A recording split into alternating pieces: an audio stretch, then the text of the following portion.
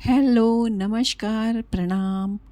My hobby my life की दुनिया में आप सबका फिर से एक बार स्वागत है। आइए, आपको एक छोटी सी कहानी फिर से सुनाती हूँ।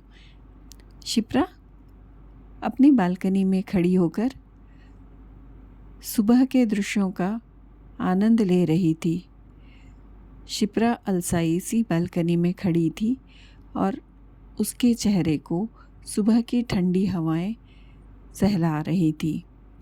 शिप्रा का ध्यान अचानक नीचे सड़क पर गया, जहाँ पर एक छोटी बच्ची अपने सिर के टोकरे में फूलों को रखकर बेच रही थी।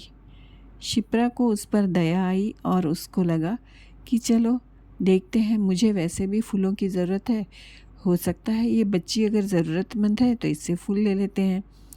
वह नीचे आई और उसने उस बच्ची को आवाज़ दिया, अरे बेटा सुनो ज़रा।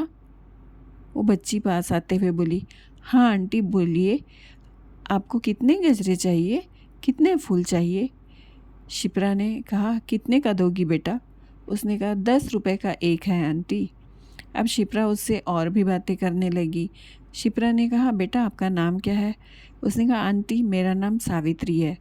फिर शिप्रा ने बात आगे बढ़ाते हुए कहा, बेटा तुम फूल क्यों बेच रही हो, स्कूल नहीं जाती हो?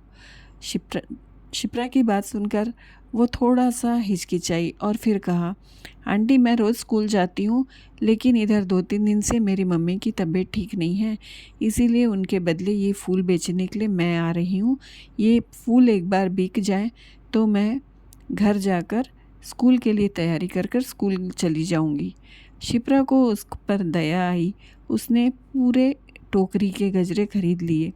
अब बच्ची बहुत खुश हो चुकी थी। सावित्री ने शिप्रा के दिए हुए पैसे लिए और हंसती मुस्कुराती हुई घर की तरफ चली गई। शिप्रा को किसी के लिए कुछ किए जाने की संतुष्टि थी और वह वैसे ही खुशी खुशी अपने घर आ गई। पूरा दिन उसका अच्छा गया। दूसरे दिन सुबह उठने के बाद वो उस बच्ची का इंतज़ार करने लगी। अचानक दूर से आती हुई बच्ची को देखकर शिप्रा को क्या हुआ पता नहीं, वह फिर से दौड़कर नीचे गई और थोड़े दूर पर खड़ी हो गई। न जाने वो बच्ची में क्या देखना चाहती थी, या टटोलना चाहती थी कि कल उसने क्या कहा, सच कहा झूठ कहा, पता नहीं। शिप्रा के मन में कुछ चल रहा था। तभी वो बच्ची पास तक आई और अपना टोकरी लेकर खड़ी हो गई। वहाँ से एक दादाजी आए और बच्ची से पूछा कि गजरे कितने के हैं? तो बच्ची ने कहा, दादाजी 10 रुपए के हैं। अब दादाजी ने जब अपने जेब टटोले तो उसमें कुछ पैसे कम थे। बच्ची ने तुरंत कहा, दादाजी ये ले जाइए, कोई बात नहीं, आपके पास पैसे कम है ना, कोई बात नहीं। दादाजी ने उसे आशीर्वाद दिया और वह गजरा लेकर चले गए। बच्ची मुस्कुराती हुई जाते हुए दादाजी को देखने लगी। अब शिप्रा फिर उसके पास बच्ची के पास जाके कहा कि बेटा उनके पास तो पैसे कम थे, आपने क्यों दे दिया? तो बच्ची ने कहा, आज उनके पास पैसे कम हैं तो क्या मैं उन्हें गजरे ना दूं? वो तो रोज़ मुझसे गजरे लेते हैं, एक दिन अगर उनके पास पैसे कम हैं तो क्या हुआ? उसकी बातें सुनकर शिप्रा को खुशी भी हुई और इस बात का एहसास हुआ कि जिसके पास बहुत कम होता है ना, उसका ही दिल बहुत बड़ा होता है।